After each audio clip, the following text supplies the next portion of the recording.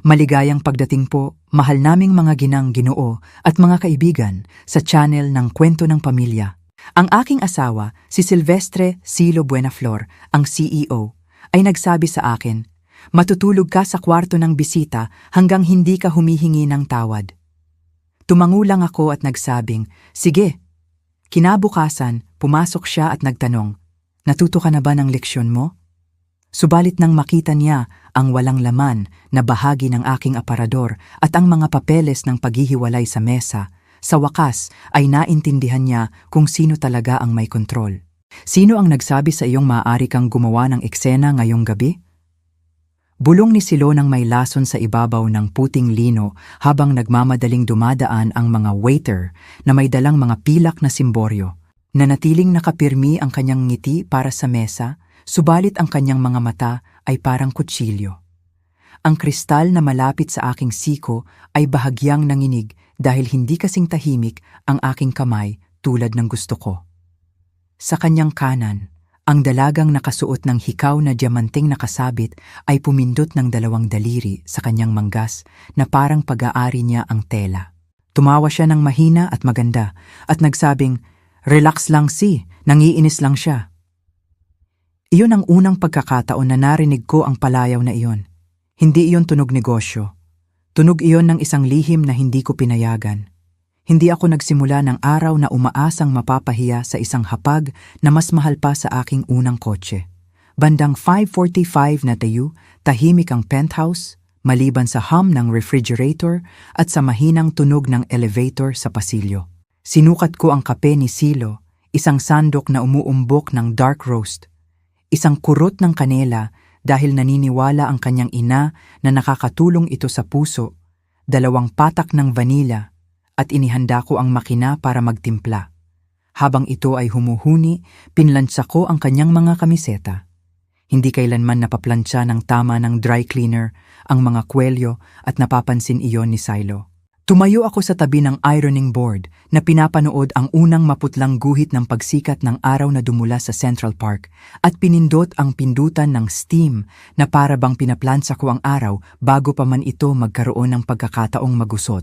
Ang bintana ng kusina ay nagpakita sa akin ng isang babaeng may maingat na buhok at isang Paris robe na dating nagpaparamdam sa akin ng karangalan. Ang seda ay mananatiling kaibig-ibig. Ako ang siyang naglaho. Inilatag ko ang mga bitamina ni Silo sa pilak na pinggan na regalo sa amin ng kanyang ina. Ang hugis dahon at nahuli ko ang sarili kong binibilang ang mga ito ng 2 beses. Omega-3, D, magnesium para lang panatilihing gumagalaw ang aking mga kamay. May panahon na ang kanyang unang higop ng kape at ang maliit na tunog ng please na ginagawa niya ay parang isang pinagsasaluhang tagumpay. Nitong huli, parang puntos ito na inaasahan sa aking panatilihin nang walang mintis. Pumasok siya, tiningnan ang kanyang telepono bago tumingin sa akin at nagsabi, "Hapunan ngayong gabi, Morrison Industries. Naaalala mo ba kung sino-sino ang mga iyon?" Tumango ako. Hinalikan niya ang hangin malapit sa aking pisngi. "Good girl." Ang mga salita ay tumama na parang hiwa ng papel, maliit, madaling baliwalain, subalit masakit pa rin. Bandang 3:00 Heights, inayos ng aking hairdresser ang aking buhok sa istilong tinatawag ni Silo na marangal na may mapaglapit na dating, na nangangahulugang malambot na waves na hindi gumagalaw maliban kung bumagsak ang market. Nasa aking kandungan ang listahan ng mga bisita at may hawak akong panulat. Naglalagay ako ng mga tala sa mga gilid. Mas gusto ni Ricardo Manalo ang mga kwento tungkol sa paglalayag. Gustong-gusto ng kanyang asawa ang maliliit na aso at ayaw sa pulang karne. Ang partner ng CFO ay nangongolekta ng mga teapot. Kabisado ko ang mga tao tulad ng pagkakabisado ng ibang babae sa mga resipe. Ito ay isang kasanayan na hindi nagpapakita hanggang sa iligtas nito ang isang tao mula sa pagkasakal. Umiilaw ang aking telepono sa pangalan ni Karina. Dati kaming naglalakad sa reservoir nang magkasama tuwing umaga. Hinayaan ko itong pumunta sa voicemail dahil wala akong lakas na ipaliwanag kung bakit ako laging abala sa tuwing libre siya. Nagtanong ang manicurist kung gusto ko ang matingkad na kulay o o ang ligtas. Pinili ko ang malambot na kulay rosas na bagay sa lahat at walang sinasabi. Sa aparador, dinama ko ang damit na esmeralda na nagpapatingkad sa kulay ng aking balat. Narinig ko si Silo sa aking isip. Green makes you look like you're trying too hard. Isinuot ko ang navy na inaprubahan niya noong nakaraang linggo at sinanay ang aking ngiti sa salamin. Hindi masyadong malawak, hindi masyadong maliit. Ang ekspresyon na isinusuot mo kapag inaasahan sa iyong tiyakin na akma ang iyong kilos sa kapaligiran. Ang silid kainan sa hotel ay amoy pinakintab na kahoy at truffle oil. Ang mga ilaw ay sapat na mahina para itago ang mga pagod na mukha. Naguumpukan ang mga asawa sa isang sulok, tumatawa ng may kaunting labis na hangin sa kanilang boses, nagpapalitan ng mga update tungkol sa mga paaralan at mga summer rental. Kinuha ko ang aking pwesto sa tabi ni Silo, ang posisyon na hinawakan ko sa loob ng 12 taon, at naramdaman ang pamilyar na bigat ng kanyang kamay sa aking likod. Doon siya dumating. Ang dalaga ay gumalaw sa paraang gumagalaw ang mga tao kapag iniisip nilang ang spotlight ay karapatan mula pa sa pagsilang. Ang kanyang damit ay makintab at matingkad. Ang uri ng tela na bumubulong kapag dumadaan. Dumulas siya sa espasyo sa pagitan namin ng may kaswal na pag-aari. "Nandyan ka na?" sabi niya kay Silo na para bang ako ang nagpahintay sa kanya. Ipinakilala siya ni Silo bilang si Betty, isang consultant. Hindi niya binanggit ang apelyido. Game changer, dagdag niya na parang isang ulo ng balita. Tumawa siya at hinawakan ang siko ni Silo na para bang isang nakagawian. Napansin ito ng mga miyembro ng board, napapansin ng mga asawa ang lahat. Tinawag siya ni Betty na C at pagkatapos ay Sisi na tunog pribado at corny sa parehong oras. Nagpasya akong maging magalang. Nagtanong ako kung saan siya lumaki, kung bakit siya dinala sa New York, gaano katagal na siya sa strategy. Sumagot siya na parang isang tao na mas nasisiyahan sa pagtatanong kaysa sa pagsagot. Pagkatapos ay itinagilid niya ang kanyang ulo patungo sa akin. "Napapanood mo pa rin ba ang magandang silangan ng sikat ng araw sa master's bedroom?" sabi niya. "Maswerte ka. Ang kwarto ng bisita ay maganda rin." Sa pagsikat ng araw, napadulas ang aking napkin. Hindi ko nabanggit ang aming floor plan. Sinabi ko sa sarili ko na labis lang siyang eager, tulad ng mga bagong tao kapag gusto nilang mabilis na makasama. Inaksaya ko ang pagiging pamilyar bilang kabataan. Inaksaya ko ang pabango na amoy grapefruit at isang bagay na mas matalim. Ngunit nagpatuloy siyang hinangaan ng monay sa study na hindi naman monay kundi isang prince na gusto lang ni Silo na magpanggap na mahalaga at inilarawan ang tanawin mula sa aming terrace na parabang nandoon siya upang panoorin ang mga ilaw ng kotse sa Fifth Avenue na naging malabong hibla. Kailangan lang ng isang simpleng pangungusap upang magbago ang ihip ng hangin sa silid. Isa kang anghel sa pagpapanatiling maayos ng lahat," sabi niya. Kailangan niya iyon. Ang mga asawa na wala namang utang na loob sa akin ay sumulyap sa akin at pagkatapos ay sa kanilang mga plato. Dumating ang sopas. Naglagay ng isang mangkok ang isang server sa harap ko at tinitigan ko ang usok dahil mas madali iyon kaysa tingnan ng aking asawa. Parang nakaligtaan ko ang isang hakbang sa dilim. Sumandal si Betty sa ibabaw ni Silo na nadaplisan ng kanyang buko-buko ang kurbata ni Silo. "Ginawa mo na naman," sabi niya at muling tinali ang buhol na parabang nagpraktis siya. Ito ay isang maliit na kilos, masyadong maliit at masyadong madali at masyadong sigurado sa sarili. Narinig ko ang aking boses bago pa man ako magkaroon ng plano para dito. "Madalas mo ba iyang gawin?" Tanong ko, nakatingin sa kanyang mga kamay.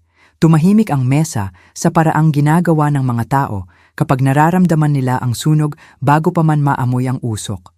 Tumawa si Silo. Ang tawa sa boardroom na kayang gawing baka ang hindi. "Junia," sabi niya gamit ang aking pangalan na parang babala, hindi pagbati, hindi ako umatras. "Naiintriga lang ako," dagdag ko, pinanatiling magaan ang aking tono. "Ang pagtuwid ba ng kurbata ay bahagi ng consultant package o isa iyan sa mga premium services. May umubo. Isang tinidor ang masyadong tumunog sa China. Nakatuon ang mga asawa sa pagpapahid ng mantika sa dinakikitang tinapay. Pinag-isipan ng mga lalaki ang kanilang alak. Nanatili ang ngiti ni Betty, ngunit lumamig ang kanyang mga mata. Lahat tayo ay pamilya rito, sabi niya. Tama na yan sapat na, sabi ni Silo sa pagitan ng kanyang mga ngipin. Nakangiti pa rin para sa chairman na nakaupo sa tapat. Inabot niya sa ilalim ng mesa at kinurot ang loob ng aking braso. Hindi malakas, paalala lang. Ilang taon na ang nakararaan, baka napagtawanan ko lang iyon. Ngayong gabi, ang kurot ay naramdaman na parang isang memo na hindi ko pinirmahan. Nagpatuloy ang usapan sa maingat na mga piraso na para bang lahat ay sumang-ayon na laktawan ng pahina na may nakakahiyang talata. Uminom ako ng tubig. Ang baso ay nanginginig laban sa aking labi. Upang patatagin ang sarili, inisip ko ang umaga. Kung paanong umingit ang ironing board nang tiklupin ko iyon. Kung paanong pinainit ng kape ang aking mga palad. Kung paanong inilagay ko ang kanyang mga cufflink sa dresser na parang dalawang maliliit na barya. Inisip ko ang aming ika-5 anibersaryo sa Paris. Ang paraan ng pagtingin niya sa akin nang bumaba ako sa hagdanan ng hotel na nakasuot ng robe na yon. Ang paraan ng paniniwala ko na ang pagtingin sa akin ay laging ganoon ang pakiramdam. Ang alaala ay maaaring maging malambot na kumot o rope burn. Ngayong gabi, nagdulot ito ng hapdi. Tinawag ni Ricardo si Silo upang mag-toast para sa quarter. Tumayo si Silo ng matangkad at gwapo at mapanghikayat at nagpasalamat sa lahat para sa kanilang tiwala. Pinuri niya ang team. Pinuri niya ang aming mga partner sa mesa. Ang kanyang kamay ay lumapit kay Betty ng mas matagal kaysa sa magalang. Itinaas niya ang kanyang baso patungo sa kanya ng maingiting dinisenyo para sa mga fotograpo. Pinanatili kong matatag ang akin. Nang umupo siya, inilihis niya ang kanyang katawan patungo kay Betty, hindi sa akin. Ang pagbabago na iyon ay walang mapapatunayan sa korte. Ngunit ang ilang pagbabago ay parang akusasyon kahit walang papeles. Dumating ang dessert. Isang maselan na bagay na may sponge sugar na sumasalo sa ilaw. Kinuha ni Betty ang kanyang telepono at kumuha ng larawan ng plato. Pagkatapos ay itinuon ang kamera para sa isang mabilis na selfie na kasama si Silo sa likuran. Caption, bulong niya.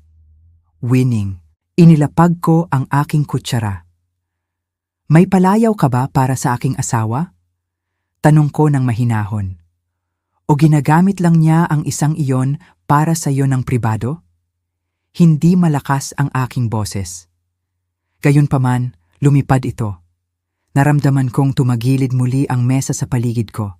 Sa pagkakataong ito ay parang bangka kapag nasorpresa ng isang alon. Ang ngiti ni Silo ang unang namatay, pagkatapos ay ang kanyang panga ang pumalit. Sumiklab ang pagkagulat, pagkatapos ay init, pagkatapos ay isang bagay na patag at pangwakas na kinikilala ko mula sa mga araw na nagpapatalsik siya ng mga tao habang nag-aalmusal. Junia, sabi niya ng mahina, pag-uusapan natin ang iyong asal mamaya. Ang mga salita ay hindi nabibilang sa aming kasal. Nabibilang ang mga iyon sa kanyang corner office. Ibinuka ni Betty ang kanyang bibig, pagkatapos ay isinara, pagkatapos ay sumandal na, para bang muli niyang pinag-iisipan ang kanyang pamumuhunan. Tumango ako na para bang pinag-uusapan namin ang isang tuyong agenda. Siyempre, sabi ko, siguraduhin mong ilalagay mo iyan sa kalendaryo. Ayokong akusahan na nakaligtaan ako ng isang meeting. Isa sa mga asawa ang umubo sa kanyang napkin upang takpan ang isang tawa na hindi niya sinasadyang makawala. Tinitigan ng CFO ang kanyang plato na para bang nagbabasa ng mga numero doon. Ang hangin ay naging manipis. Maging ang musika mula sa hotel bar ay tila umatras. Hindi ako kinausap ni Silo sa biyahe pa uwi. Nagtipa siya sa kanyang telepono. Sa labas ng bintana, nagpikit-pikit ang lungsod sa pamamagitan ng may kulay na salamin. Sa loob, naririnig ko ang sarili kong paghinga. Ang pabango ni Betty, citrus at may kagat, ay kumapit sa kanyang jacket. Tiningnan ko ang aking mga kamay na nakatiklop na parang sa isang mag-aaral at inisip ang damit na esmeralda na nakasabit ng tahimik sa aming aparador. Ang pinili ko para sa sarili ko at hindi isinuot. Nagtaka ako kung kailan ako nagsimulang magpahintulot sa ibang tao na pumili ng aking mga kulay. Bumalik sa penthouse, dumiretso siya sa kanyang study na nakabukas ng bahagya ang pinto upang ipakita sa akin na hindi siya nagtatago, hindi lang available. Tumayo ako sa kusina kung saan naging mabait ang umaga. Ang pilak na pinggan ng bitamina ay sumikat sa ilalim ng mga ilaw. Hinugasan ko ang aking lipstick mula sa isang baso na hindi sa akin at inilagay ito na parang walang nangyari. Mula sa study, lumabas ang kanyang boses ng isang beses, kalmado at sanay habang tumatawag siya pabalik. Ang elevator ay mahinang tumunog sa kung saan sa pasilyo. Naglagay ako ng kettle para sa tsaa kahit alam kong hindi ako iinom nito. Nang sa wakas ay dumating siya sa pinto, walang jacket, maluwag ang kurbata kung saan nakahawak ang mga daliri ni Betty, ang kanyang mukha ay pareho ng ibinibigay niya sa mga kamera kapag kailangan niyang pag-usapan ang mga pagkalugi na para bang mga pagkakataon ang mga iyon. Titingnan natin ang iyong maliit na pag-aalboroto, sabi niya. Sa tamang panahon. Hinarap ko ang kanyang mga mata at tumango, nararamdaman ang isang kakaibang katahimikan na nanahan sa akin. Hindi ito kapayapaan. Ito ang espasyo bago ang isang sagot. Malawak at naghihintay. Pinatay ko ang kettle na nagsimula nang humuni at hinayaan kong tumahimik muli ang apartment. Ang mga ilaw ng lungsod ay nagpikit-pikit sa salamin na parang isang senyas na hindi ko napansin hanggang ngayon. Hindi siya gumalaw ng matagal pagkatapos ng huling mga salitang iyon.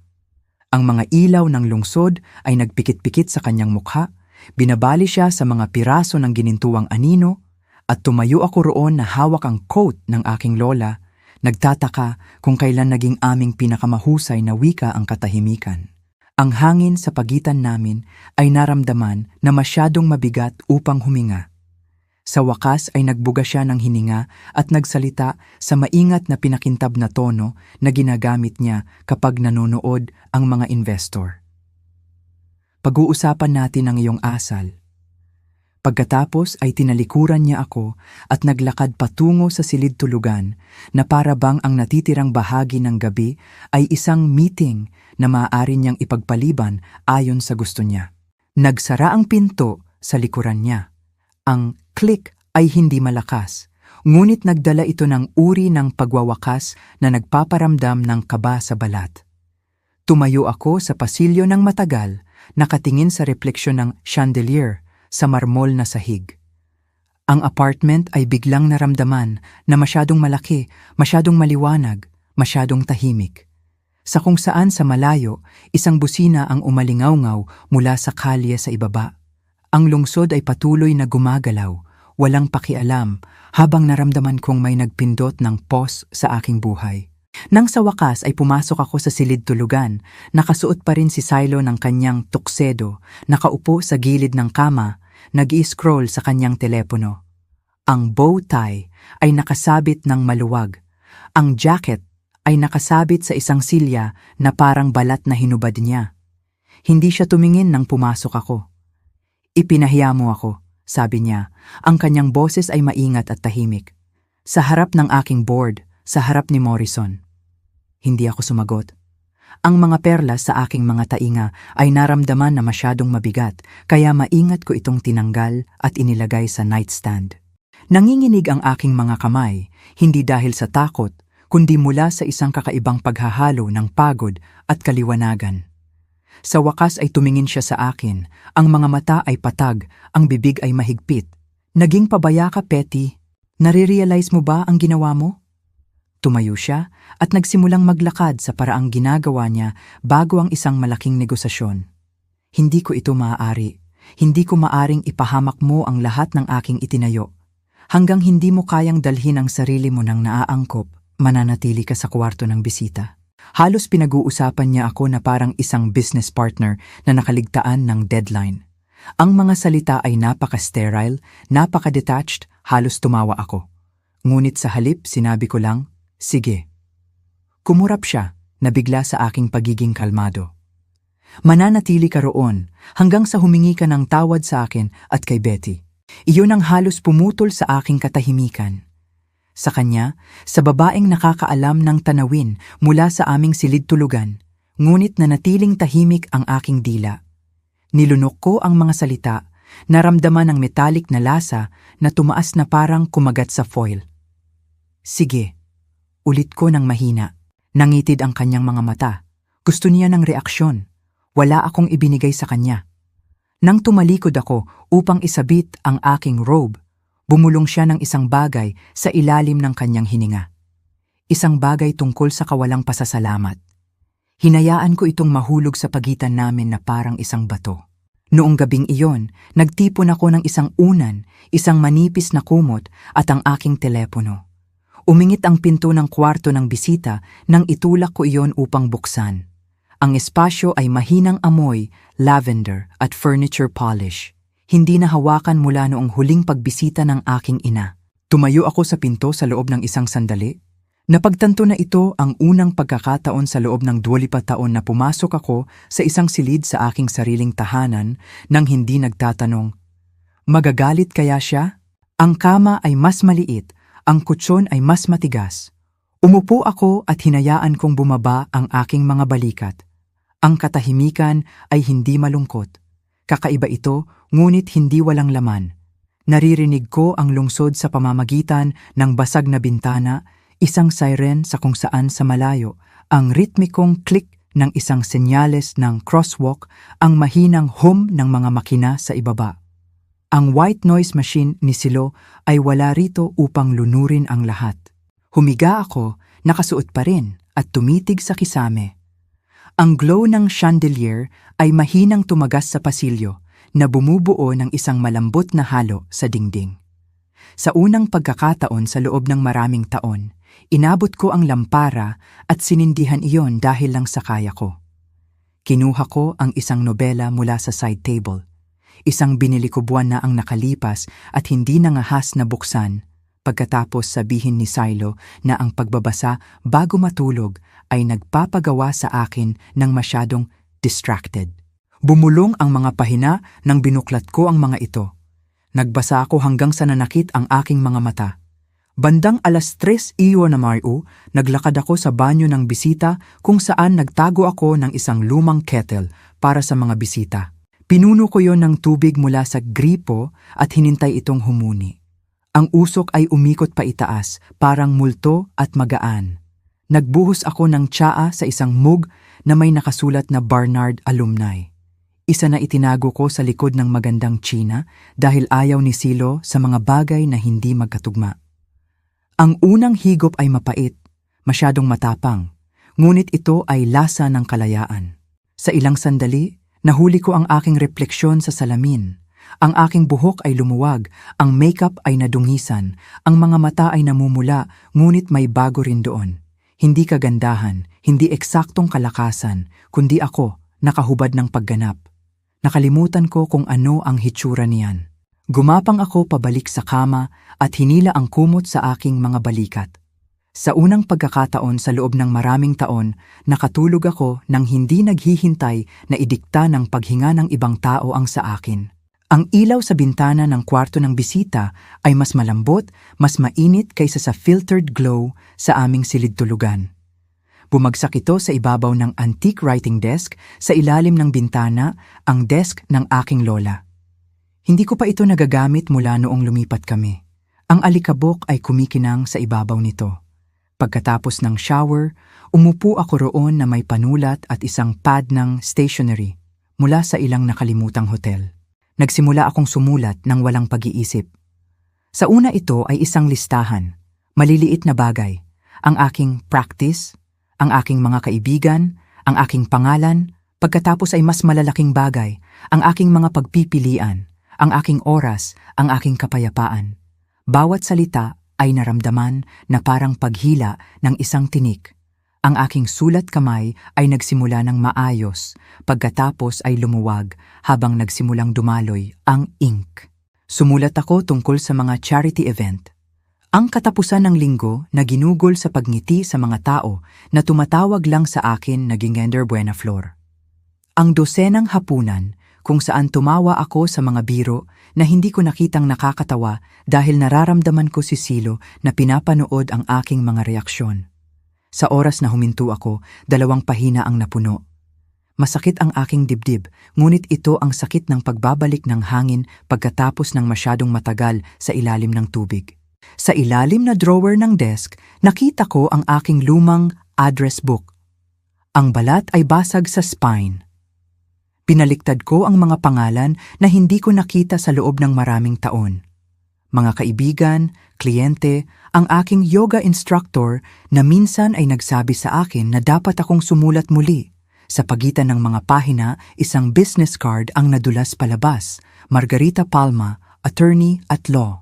Ang kanyang sulat kamay sa likod ay maliit at maayos. Just in case you ever wake up. Naalala ko ang charity auction na iyon, ang kanyang matatag na pakikipagkamay, ang matatalim na mata na tila nakakakita ng diretso sa aking magalang na tawa. Hindi ko alam noon kung ano ang ibig niyang sabihin. Ngayon, alam ko na. Inilagay ko ang card home sa harap ko at tinitigan iyon. Ang paraan ng pagtingin mo sa isang nakakandadong pinto kapag bigla mong nare-realize na alam mo kung nasaan ang susi. Bandang 6:30 ninyo, bumasag ang tahimik ng isang katok. 3 tumpak na katok. Palagi siyang kumakatok ng ganoon. Maikli, matalim, efficient. Junya, ang kanyang boses ay sumala sa pinto. Makinis, ngunit mahigpit. Gising ka na ba? Hindi ako sumagot agad. Tinapos ko ang paglalagay ng aking lipstick sa salamin, tinakpan ang tubo at inilagay iyon sa dresser. Ang aking refleksyon ay mukhang kakatwang competent para sa isang babaeng kakademote lang sa sarili niyang tahanan. Umingit ang pinto at bumukas ng kalahati. Nakatayo si Silo roon, nakasuot pa rin ng kanyang sleep shirt. Bagong ahit ang panga, ang iritasyon ay buhay na sa likod ng kanyang mga mata. Natuto ka na ba ng leksyon mo? Lumingon ako ng dahan-dahan, hawak ang aking travel mug sa 2 kamay. Ang amoy ng kape ay pumuno sa maliit na silid. Aling leksyon? Tanong ko ng pantay. Kailangan mong maging tiyak. Pumasok siya, nakatiklop ang mga braso. Huwag kang magsimula. Ipinahiya mo ako. Swerte ka na lang at nagiging pasensyoso ako. Sumulyap ako sa aking relo. Pasensya, ulit ko ng mahina. Iyan ang tawag natin dito ngayon? Kumunot ang kanyang noo, malinaw na sanay sa bersyon na ito ng akin. Ang kanyang mga mata ay kumislap sa aking suot, isang fitted suit, heels, maayos na suklayang buhok. Bakit ganyan ang suot mo? Hindi ka pupunta kahit saan. May mga appointment ako, sabi ko. Anong mga appointment? Mahahalaga. Ang pagiging simple nito ay tila bumabagabag sa kanya. Hinalungkat niya ang aking mukha para sa ilang pahiwatig ng kahinaan, ngunit wala nang natira para sa kanya upang makita. Dumaan ako sa tabi niya, ang aking balikat ay nadaplisa ng kanyang braso at naglakad patungo sa kusina. Sinundan niya ako hanggang sa kalagitnaan ng pasilyo. Junya, huwag kang maging ridiculous. Isinilid ko ang aking travel mug sa aking bag. Magandang payo, sabi ko. Pinanatiling banayad ang aking boses. Dapat subukan mo iyan. Tumigil siya noon, nahuli sa pagitan ng galit at pagkalito. Sa tingin mo ay maaari mo lang akong baliwalain? Sa tingin ko, sabi ko, binubuksan ang pinto ng elevator. Magugulat ka sa kung gaano karami ang kaya kong gawin. Nagsara ang mga pinto ng elevator bago siya makasagot. Habang bumababa ang mga numero ng palapag, sumandal ako sa dingding. Nararamdaman ang pagbagal ng tibok ng aking puso. Ang refleksyon na nakatingin pabalik sa akin sa pinakintab na bakal ay mukhang kalmado, halos payapa. Hindi ko alam kung saan eksakto ako pupunta, ngunit sa unang pagkakataon sa loob ng maraming taon, ito ay magiging isang lugar na sarili kong pinili. Nang tumunog ang elevator sa lobby, lumabas ako sa malamig na hangin ng umaga. Magalang na tumango ang doorman. Hindi alam na ang babaeng dumadaan sa kanya na nakasuot ng kulay abo na suit ay hindi na si Ging Buenaflor. Hindi pa, gayunpaman, ngunit malapit na. Ang hangin ng umaga ay naramdaman na mas malamig kaysa sa karaniwan habang tumatapak ako sa Fifth Avenue, ang trapiko ay humuhuni na parang isang walang tigil na symphony. Hindi ko pinlano kung saan muna pupunta, tanging hindi na ako makakabalik. Ang lungsod ay may iba't ibang texture ngayon. Matalim, electric, buhay. Bawat hakbang palayo sa penthouse na iyon ay naramdaman na parang pagtawid sa isang dinakikitang hangganan. Sumakay ako ng subway sa unang pagkakataon sa loob ng maraming taon. Dumula sa isang sulok na upuan sa pagitan ng isang babae na nakasuot ng scrubs at isang lalaki na nagbabasa ng financial section. Walang tumingin sa akin ng 2 beses, nakakatuwang nakakagaan ng loob.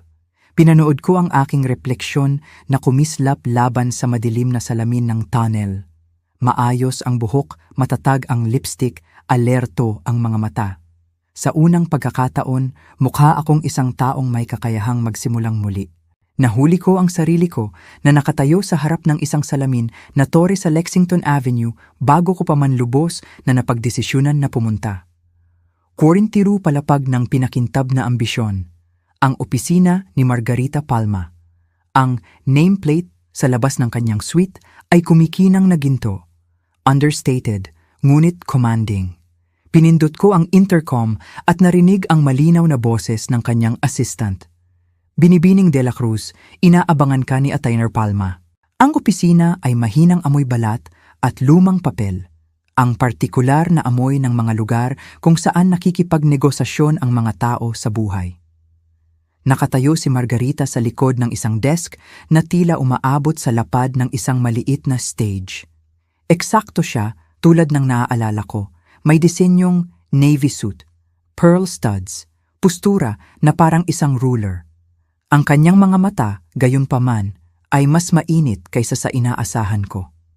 Nagising ka, sabi niya ng simple. Oo, sagot ko at iniabot sa kanya ang folder ng mga tala na ginugol ko ng kalahati ng gabi sa paghahanda. 17 pahina ng mga petsa, usapan, resibo. 12 taon na tinipon sa ebidensya. Mabilis siyang nag-skim, nagmamarka ng pulang panulat, ang tunog ng ink na kumakamot na parang maliliit na hatol. Bawat ilang minuto ay bumubulong siya ng isang bagay sa ilalim ng kanyang hininga. Classic diversion spending, patterned control behavior, possible misuse of marital assets. Nang banggitin ko na minsan ay sinubukan ni Silo na kunin ang kanyang firm, tinaas niya ang kanyang kilay. Ay, mas marami pa siyang ginawa kaysa sa subukan, sabi niya, binubuksan ng isang drawer. Gusto niyang magrepresenta ako sa kanya sa panahon ng isang merger, ngunit tumanggi ako. Conflict of ethics, maaari mong sabihin. Inabot niya sa kabinet at kinuha ang isang folder na may label na Buena Flor S. Ibinato niya iyon sa ibabaw ng desk nang may tahimik na kasiyahan. Pinanatili ko ito. May nagsabi sa akin na baka kailanganin mo ito. Sa loob ay mga kopya ng financial disclosure mula sa mga nakaraang taon. Public filings, corporate transfers, shell company data, sumandal si Margarita. Ang mga lalaking tulad ng iyong asawa ay palaging iniisip na inimbento nila ang pagiging lihim, sabi niya. Ngunit nakakalimutan nila. Ang pagiging lihim ay nag-iiwan ng mga footprint, lalo na kapag kasama nito ang isang Gold MX card. Ang kanyang boses ay walang hatol, katumpakan lang. Nahuli ko ang sarili kong humihinga ng mas madali, na parang may nagbukas ng mga ilaw sa isang silid na hindi ko nare-realize na madilim. Sa oras na natapos kami, mayroon siyang plano. Magsisimula tayo sa dokumentasyon, pinansyal, personal, ari-arian, lahat ng nakapangalan sa iyo at lahat ng itinago niya. Huwag mo siyang alertuhin pa. At Junya, lumambot ang kanyang tingin. Huwag mong ikalito ang tahimik sa kahinaan. Ang katahimikan ay maaaring maging strategy. Nang umalis ako sa kanyang opisina, ang langit ay nagbago sa isang maputlang kulay abo. Ang uri na nagpapamukha sa mga salamin, na gusali na parang mga salamin. Nakikita ko ang sarili ko na nakikita sa bawat ibabaw, matatag, tuwid, hindi na maliit. Kinabukasan, pumasok ako sa private client office ng Chase Bank, isang lugar na binisita ko minsan lang noon, palaging nasa tabi ni Silo. Binati ako ng receptionist, nang may maingat na ngiti. Gangger Buena Flor. Nag-alinlangan ako pagkatapos ay nagsabi, Binibining de la Cruz. Dinala nila ako sa isang opisina na nakatanaw sa Park Avenue kung saan ipinakilala ang sarili ang isang manager na nagngangalang Patrica. Nasa edad 50 siya. May pilak na guhit sa kanyang bun, matalim, ngunit mabait ang mga mata. Sabi mo ay kailangan mo ng mga statement. 3 taon, sabi ko. Lahat. Tumango siya at nagsimulang magtipa. Sa loob ng ilang minuto, humuni ang printer at naglabas ng pahina. Pagkatapos ng pahina, bawat isa ay isang maliit na piraso ng isang puzzle na hindi ko alam na umiiral. Binaliktad ko ang mga sheet at kumalam ang aking sikmura. Mga pagbili ng alahas mula sa Tiffany's sa aking kaarawan, wala sa mga ito ang natanggap ko. Mga singil sa hotel sa St. Regis, The Ritz, The Carile, palagi sa panahon ng kanyang tinatawag na mga conference. At pagkatapos, nakatago sa gitna ng mga gastos sa negosyo, isang linya na nagpahinto sa akin. Personal Training Services, Betty Dizon. Tinitigan ko ang halaga, buwanang matatag, nakatago sa ilalim ng wellness. Naramdaman kong pinapanood ako ni Patrica. Hindi siya nagtanong, ngunit ang kanyang katahimikan ay ang uri na labis na nakakaunawa. Mayroon pa, sabi niya ng mahinahon. Mga ATM withdrawal, palaging Martes ng hapon, cash, eksaktong halaga. May pattern. Hindi ko napansin. Masyado akong abala sa pamamahala ng kanyang kalendaryo, kanyang mga hapunan, kanyang pampublikong ngiti. Dumating ang mga luha ng walang babala, tahimik ngunit hindi mapigilan. Walang salita na nagbato si Patrica ng isang kahon ng tissue sa ibabaw ng desk. Hindi ikaw ang unang babae na pumasok dito na may ganitong hitsura, sabi niya ng mahina. Ngunit baka isa ka sa iilan na lalabas ng mas malakas. Pinunasan ko ang aking mga mata at nagbuga ng hininga. Kailangan ko ng mga bagong account, sabi ko, tumatatag ang aking boses. Mga hindi niya kayang hawakan. Ngumiti siya, pag-apruba. Gawin natin yan. Inayos namin ang lahat sa ilalim ng aking maiden name. Mga bagong password, bagong security phrase, mga bagong simula na nagkukubli bilang mga gawain sa pagbabangko. Nang umalis ako, iniabot sa akin ni Patrica ang isang folder at nagsabi, Panatilihing ligtas ito at tandaan, ang pera ang nagsasabi ng totoo, hindi ang mga tao. Pagkatapos ng 2 araw, bumalik ako sa penthouse sa oras ng trabaho ni Silo. Ang lugar ay mahinang amoy, cedar polish at kanyang cologne. Mga labi ng isang lalaki na nag-iisip na ang pag-aari ay nangangahulugang pagiging permanente. Dumating ang sommelier ng eksakto sa tanghali. Isang matangkad na lalaki na may pilak na buhok at isang kalmadong awtoridad na nagmumula sa mga dekada sa gitna ng mga bote na mas matanda kaysa sa aming dalawa. Hiniling ni G. Buenaflor na pahalagahan ko ang koleksyon noong nakaraang taon. Sabi niya, inilalagay ang kanyang clipboard. Tinaas ko ang isang kilay. Hindi ko alam. Tumawa siya ng mahina. Bihira nilang sabihin sa mga asawa, ngunit masaya ako na ikaw ang aking katrabaho ngayon. Magkasama kaming naglakad sa temperature-controlled cellar. Binasa niya ang mga label na parang sagradong mga talata, Chateau Margaux, Petrus, Lafite Rothschild. Pagkatapos ay huminto siya sa isang walang laman na slot. Ang 1982 Margaux, magandang kaso, na ihatid sa isang Tribeca address noong nakaraang buwan. Natigilan ako. Tribeca. Oo, para sa tinawag ni G. Buenaflor na client event. Sumulyap siya paitaas. Bagaman, naaalala ko na ang addressos na iyon ay nabibilang sa isang residential building, hindi isang opisina. Hindi na siya nagdetalye pa, ngunit ang mga hindi sinasabing salita ay nakasabit sa hangin na parang condensation. Sa oras na natapos siyang magkatalogo, ang halaga ng koleksyon ay nakakagulat. Kinuhanan niya ng larawan ang bawat label. Dinodokumento ang lahat ng maingat. Bago umalis, iniabot niya sa akin ang isang kopya ng listahan. Kakailanganin mo ito, sabi niya. Sa aking karanasan, ang asawa ang karaniwang nakakakuha ng koleksyon sa huli. Ang mga lalaking nag-cheat, ngumiti siya ng may pagsisisi. Palaging binabawasan ang inventory. Pagkatapos niyang umalis, dahan-dahan akong naglakad sa penthouse. Bawat bagay ay tila humuhuni ng bagong kahulugan. Ang sining, ang mga rug, maging ang hindi nahawakang piano. Wala sa mga ito ang naramdaman na sa kanya pa. Nang gabing iyon, habang naghihintay ako sa lobby para sa isang delivery truck, nakita ako ni Thomas, ang doorman. Magandang gabi, ginang. Huminto siya na hindi sigurado, pagkatapos ay ngumiti. Binibining de la Cruz. Kumindat ako, nagulat. Naalala mo? Nagkibit-balikat siya. Palagi kong mas gusto ang pangalang iyon. Nag-alinlangan siya, sumulyap patungo sa elevator bago hinaan ang kanyang boses. May pinanatili ako para sa iyo. Inabot niya sa kanyang jacket at kinuha ang isang maliit na itim na notebook.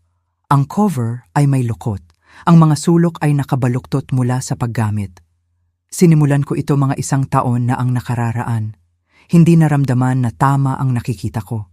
Naisip ko na baka kailanganin mo ito balang araw. Sa loob ay maayos na sulat kamay na mga tala, mga petsa, oras, maliliit na detalye. Returned with young blonde, not Mrs. B, left 11 p.m., said emergency meeting back 6 a.m. Delivered flowers to lobby for a Dizon. Humigpit ang aking lalamunan. Tomas, bakit? Kinuskus niya ang kanyang leeg ng awkward. Ate, palagi kang mabait. Nagtatanong ka tungkol sa aking anak na babae kapag walang ibang nakakaalala ng kanyang pangalan. Naisip ko, kung sakaling may mali sa itaas, kakailanganin mo ng isang taong nakakita ng lahat. Dahan-dahan kong isinara ang notebook. Salamat, sabi ko. Ang mga salita ay naramdaman na masyadong maliit. Ngumiti siya ng mahina. Masaya lang ako na makita kang nakatayo ng mas matangkad nitong mga araw. Habang lumalabas ako upang salubungin ang moving truck, ang hangin ng lungsod ay humihip sa aking mukha, malamig, buhay at tapat. Sa loob ng maraming taon, naisip ko na ang katahimikan ang nagpapanatili ng kapayapaan. Ngunit ang katahimikan ay nagpanatili lang sa akin na hindi nakikita. Ngayon bawat katotohanan na natuklasan ko ay naramdaman na parang isang tisa sa pundasyon ng isang bagong bagay. Tinawag ng driver ang aking pangalan at lumingon ako, nakayakap ang notebook sa aking dibdib. Ang mga headlight ay nakikita sa salamin na pinto sa likuran ko at sa unang pagkakataon, nakita ko hindi si Giang Buenaflor, kundi si Jasmine de la Cruz na nakatayo sa sarili niyang lupa. Tinawag ng driver ang aking pangalan at lumingon ako, nakadikit ang notebook sa aking dibdib, nararamdaman pa rin ang bigat ng tahimik na pananampalataya ni Tomas. Ang truck ay nakatigil sa gilid. Ang exhaust ay umiikot na parang hininga sa malamig na hangin. Isinilid ko ang notebook sa aking bag, tumango sa mga lalaki at nagpatuloy sa paglalakad. Kung huminto ako ng matagal upang mag-isip, baka mawala ang aking loob, kaya hindi ako huminto. Hinayaan kong magdesisyon ang aking mga paa at nakita ko ang sarili ko 5 block sa timog sa isang makitid na coffee shop na amoy inihaw na almendras at sariwang pintura. Isang lalaki na nakasuot ng navy work jacket ang nagtaas ng kamay. Junya, sabi niya, mahina ang boses na parang nagkikita kami sa isang simbahan. Siya ay may mababait na mata at ang kuwadrado, maingat na mga kamay ng isang taong gumagawa ng mahihirap na bagay ng banayad. Rick, sabi ko, sinusubukan ng parirala sa aking dila. Discrete relocations, sensitive extractions. Ngumiti siya. Iyan ang isang paraan upang ilagay iyan. Kumuha kami ng isang mesa sa sulok, nakatalikod sa dingding. Ibinigay ko sa kanya ang floor plan, na iginuhit ko sa desk ng aking lola gamit ang ruler at pasensya na hindi ko alam na mayroon pa ako. Bawat silid ay may mga marka sa asul na tape, mga tuldok para sa mga item na iimpake, X para sa kung ano ang maaaring manatili, mga bituin para sa mga bagay na sisira sa aking puso kung mawawala. Pinag-aralan niya ang aking mga tala na para bang mapa ang mga iyon sa nakabaong kayamanan. Ginawa mo na ang kalahati ng aking trabaho, sabi niya. Gagamitin natin ang harap at serbisyong pasukan, mga elevator timing dito, maganda ang staff rotation. Tiniyak niya ang isang espasyo malapit sa foyer. Si Thomas ang makakapagsabi sa'yo, sabi ko. Nakasnights siya ngayong linggo. Ang doorman sa umaga ay madaldal at ayaw sa maagang delivery. Iwasan siya. Tumawa ng mahina si Rick. Natural ka. Kinuha niya ang isang maliit na notebook at sumulat sa block letters. Papasok tayo ng magaang, simpleng damit, walang logo. Ang van ay nakasulat na Anderson's Flowers. Magkakaroon ka ng handler, si Monica. Siya ang pinakamahusay. Magte-text siya sa'yo ng mga update sa code. Sumulat siya ng 2 parirala, pagkatapos ay ibinaling ang notebook upang mabasa ko. Groceries delivered ay nangangahulugang pumasok na kami. Dinner ready ay nangangahulugang extraction complete. Groceries. Dinner. Sapat na simple. Gayunpaman, bumilis ang tibok ng aking puso na parang ibon laban sa salamin. Iimpake muna natin ang iyong mga gamit, sabi niya. Pagkatapos ang mga sentimental, pagkatapos ang anumang maaari niyang subukang kunin mamaya. Mga larawan, dokumento, alahas. Ang kanyang mga mata ay kumislap patungo sa aking bag. Dala mo ang mga essentials? Walang trail? 3 oras. Tumango siya. Kapag nagsimula na tayo, huwag kang babalik sa kalagitnaan. Sino mang naghintay? Huwag. Nagpapahirap iyon. Naiintindihan. Isinara niya ang notebook. Junia, dagdag niya, sumasandal pasulong. Hindi tayo nagnanakaw, nagpe-preserba tayo. Ang salita ay lumapag sa loob ko na parang isang matatag na kamay sa balikat. Nagkamay kami, matatag ang kanyang hawak. Habang tumatayo kami, pinisil niya ang isang slim na telepono sa aking palad. Temporary number, para lang ngayong araw at bukas. Locked in, si Monica. Sa labas, ang araw ay umakyat ng isang hakbang na mas mataas, ginagawa ang mga salamin na gusali na maliwanag na tsyok. Naglakad ako pabalik sa penthouse na may papel na tasa na nagpapainit sa aking mga daliri. Alam ang daan-daang maliliit na gumagalaw na bahagi na inilagay na sa pagkilos. Ang takot ay naghihininga sa aking excitement. Hindi sapat upang pigilan ako, sapat lang upang paalalahanan ako na totoo ang mga stakes. Nagsimula ang Miyerkules sa click ng isang susi sa kandado. Anak, tawag ng aking ina, pumapasok sa foyer na may mabilis na amoy, floral, na isinusuot niya magpakailanman.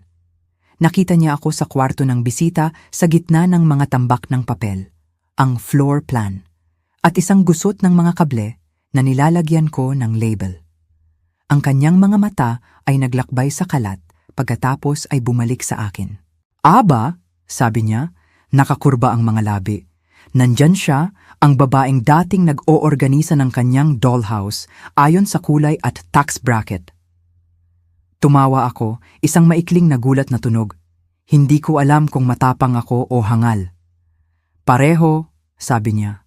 Ganyan nagsisimula ang pagbabago.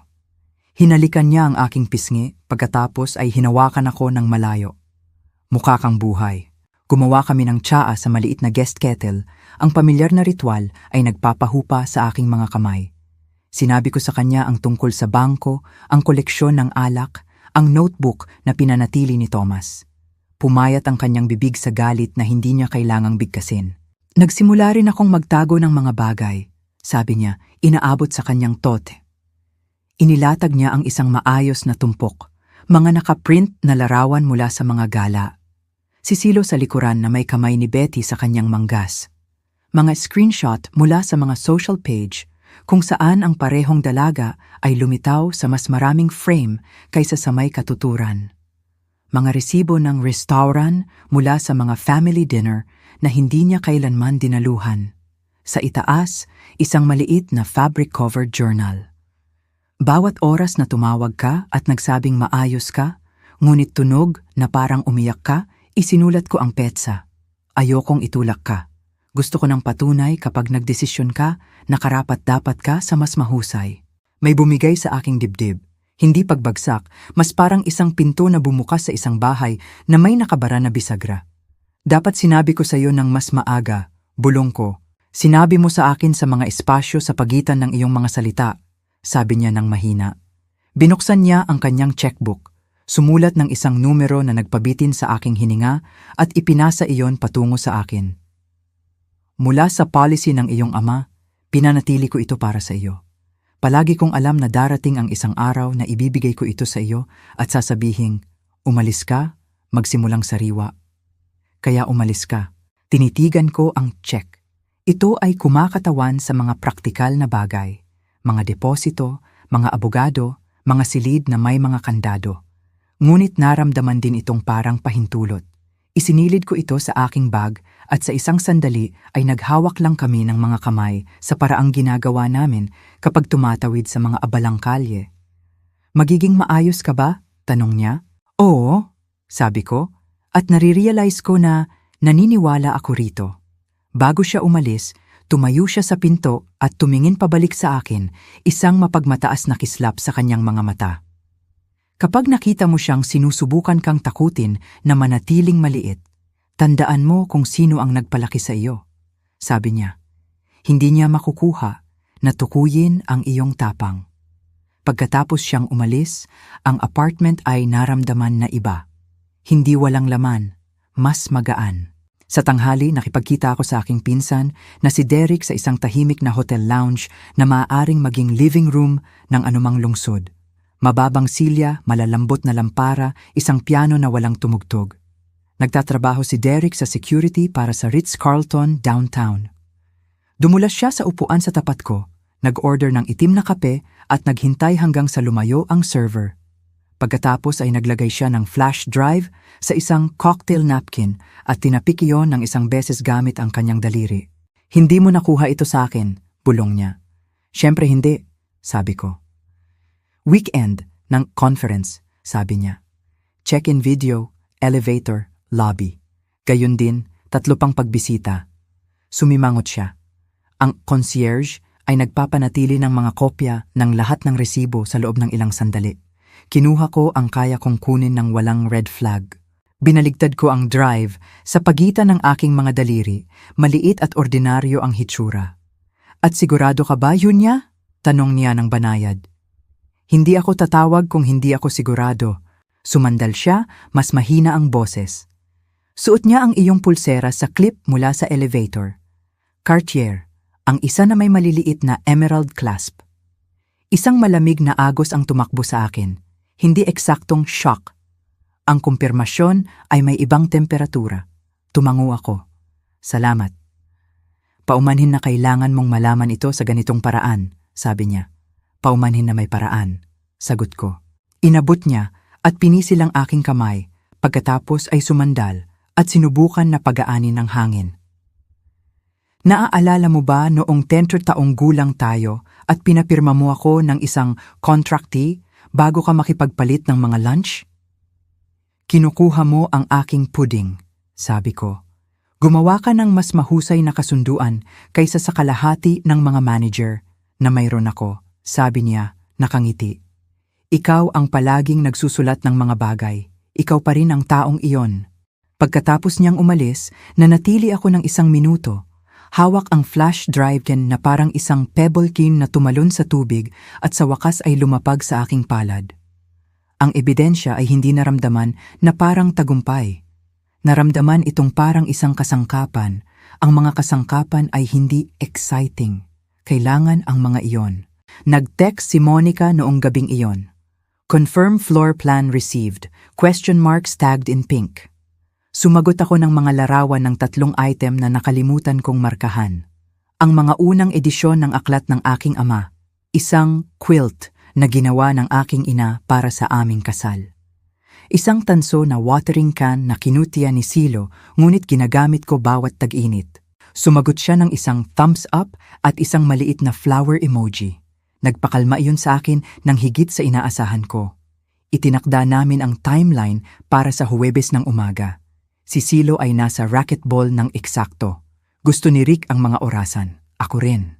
May isa pang bagay na kailangan ko. Isang ligtas na harbor. Ang penthouse ay hindi pa sa akin. Hindi sa paraang kailangan ko. Kinuha ko ang temporary phone at gamit ang isang matatag na daliri ay tinawagan ko ang Dakarile. Ang babae sa reservation ay nagsalita ng may malambot na ngiti ng hotel na maririnig mo. Maligayang pagbabalik, Binibining de la Cruz. Sabi niya na para bang hindi ako umalis. Kailangan ko ng isang suite, sabi ko. Tahimik, isang bintana, magandang kandado. Mayroon kaming tamang lugar, sagot niya. Pumunta ako nung hapon na yon, nagbayad gamit ang aking bagong card at sinundan ang bellman sa isang may salamin na elevator na nagpakita ng isang babae na mas nakikilala ko bawat oras. Bumukas ang pinto sa isang silid na binabalutan ng maputlang ilaw, ang uri na nagpapatawad at nag-iimbita ng pantay. Ang hangin ay mahinang amoy, lavender, hindi cologne. Tumawid ako sa bintana at tumingin sa Madison Avenue, gumagalaw na parang isang mabagal, eleganteng ilog. May iba pa ba kaming magagawa para maging komportable ka? Tanong ng bellman, inilalagay ang aking maliit na suitcase malapit sa aparador. Sa totoo lang, sabi ko, mayroon. Humingi ako ng silya sa tabi ng bintana, isang komportable, hindi pandekorasyon. Kumunot ang noo niya nang nag-iisip at nagsabi, bigyan mo ako ng 20 minuto. Nang bumalik siya, nagdala ang dalawang attendant ng isang silya na may mataas na likod na upholstered sa malambot na kulay abo, ang uri na nagpapaupo sa iyo ng tuwid at huminga ng mas malalim. Hindi ito ang silya ng pagbabasa ng aking lola, ngunit malapit na ito sa maya-alok ng isang hotel. Nagbigay ako ng tip ng mas marami kaysa sa makatwiran. Mukha siyang nagulat pagkatapos ay natuwa. Seryoso kami sa security, sabi niya ng tahimik. Kung kailangan mo ng privacy, magkakaroon ka nito. Tumango ako, natamaan ng biglaan, mapagpasalamat na luha. Pagkatapos niyang umalis, binuksan ko ang aking suitcase. Isinabit ko ang aking mga damit, ang aking mga pagpipilian, ang aking mga kulay sa mga hanger na hindi ko makamot. Inihanay ko ang aking mga sapatos hindi ayon sa taas, kundi ayon sa ginhawa.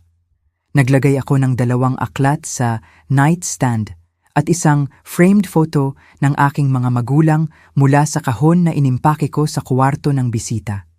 Isang larawan sa tabing dagat, magulo ang buhok, tumatawa ang mga mata. Ang silid ay nagbago sa bawat maliit na pag-aangkin. Habang gumagapang ang takip-silim, nagtimpla ako ng peppermint tea ng hotel at umupo sa kulay abo na silya. Nakatiklop ang mga paa sa ilalim ko. Ang home ng lungsod ay sumasala sa bintana. Inilagay ko ang flash drive sa mesa sa tabi ng bagong bank folder, ang notebook mula kay Thomas, ang tumpok ng mga printout ng aking ina at ang listahan mula sa sommelier. Mukha silang mga instrumento sa isang orkestra na naghihintay ng cue ng isang conductor. Nagping ang text ni Monica, route confirmed, Thomas on nights, flower van staged, groceries at 0700. Nagtipa ako pabalik ng isang salita. Ready. Nag-order ako ng isang simpleng hapunan. Chicken soup at isang maliit na salad at kinain yon sa maliit na desk. Napagtanto ko na hindi ko pa nalalasahan ng maayos ang pagkain sa loob ng maraming araw.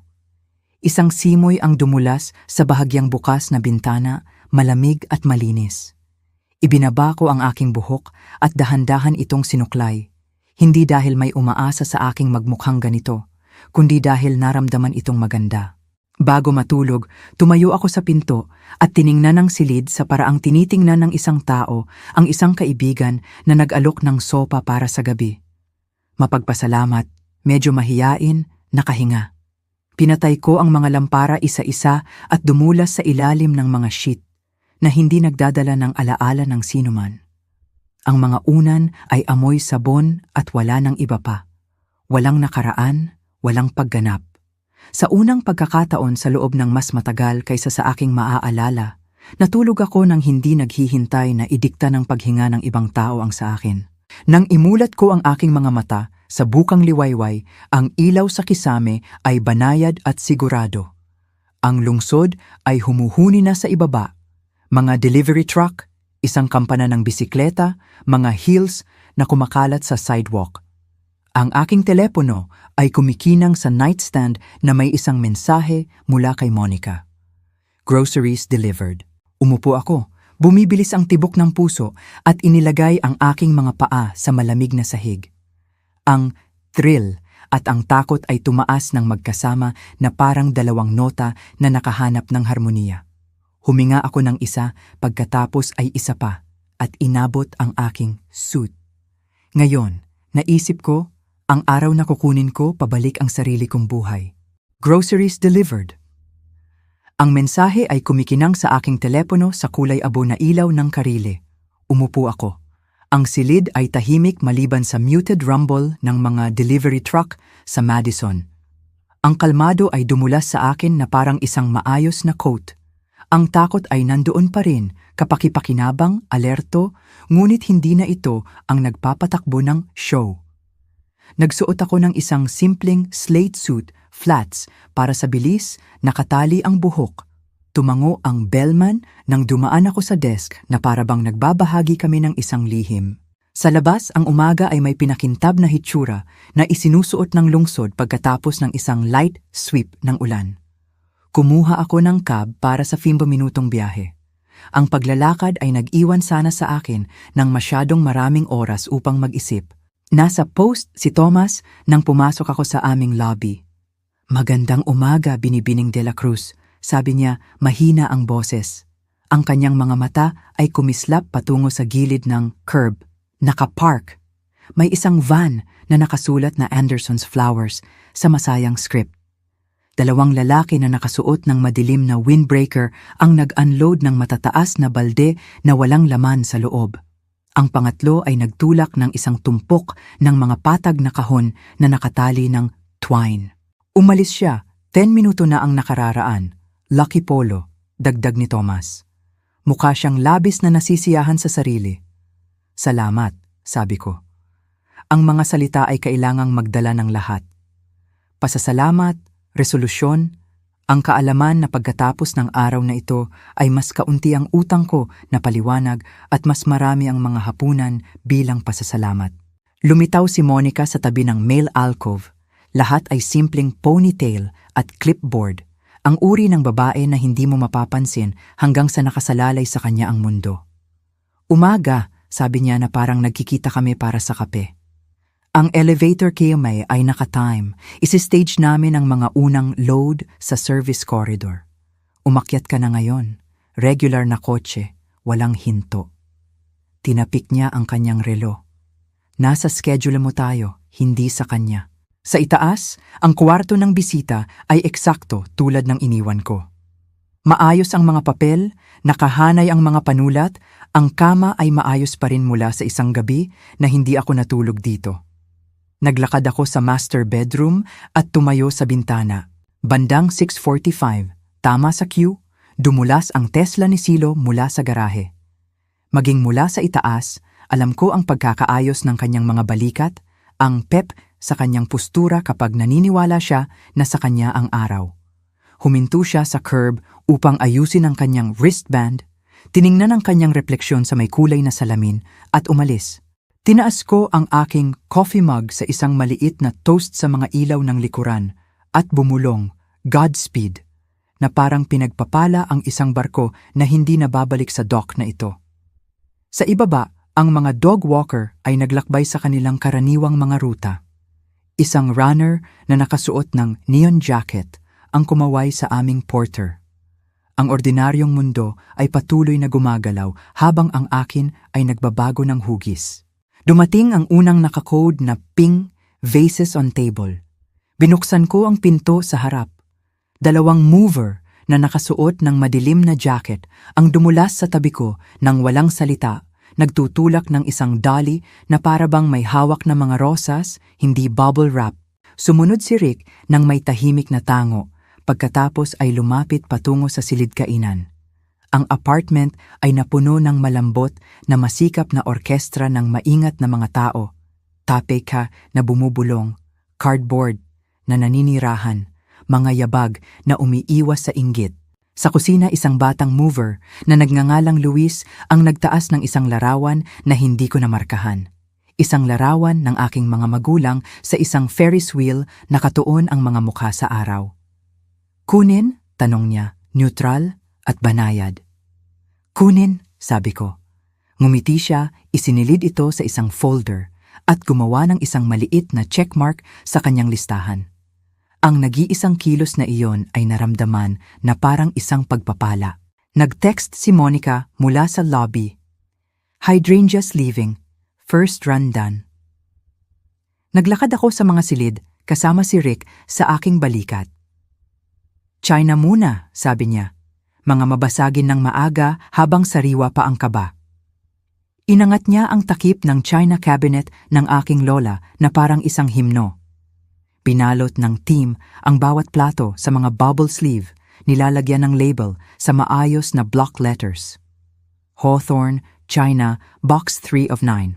Ang panonood sa mga nakagwantes na kamay na nagkukuwelyo sa mga maselan na piraso, naramdaman ko ang isang kakaibang paghahalo ng heartbreak at pagmamalaki, tulad ng pagpapadala ng isang bata sa kolehiyo. Sa study, 2 mover ang nagsuot ng guwantes na koton upang hawakan ang mga unang edisyon ng aking ama. Spine up, bulong ng isa sa isa, naglagay sila ng manipis na sheet sa pagitan ng mga cover at itinambak ang mga ito sa mga museum crate na nagkandado ng isang malambot ng click. Kinuskus ko ang aking daliri sa pamagat ng isang gasgas na kopya ng Middlemarch at sinabi ng karamihan sa sarili ko. Binasa sa akin ng aking ama ang unang pahina na parang bedtime story. Tumango ang mover nang hindi tumitingin. Sa akin naman ay nagbabasa ng mga heist novel, sabi niya. Mukhang angkop ngayon. Nagbahagi kami ng isang mabilis rice smile. Isa pang ping, window box herbs collected. Napicture ko ang maliliit na terracotta pot sa terrace. Basil, mint.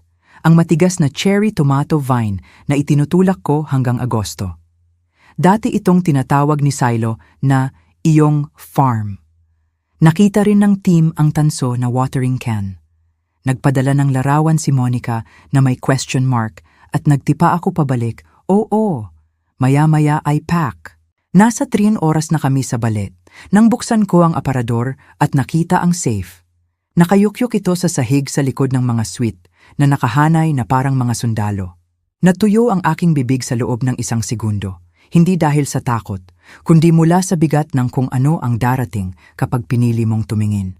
Lumuhod ako, ipinasok ang kombinasyon, ang aming petsa ng kasal syempre, at ang bolt ay dumulas pabalik nang may isang maliit na masunuring buntong hininga. Mga passport, birth certificate, insurance policies, ang will.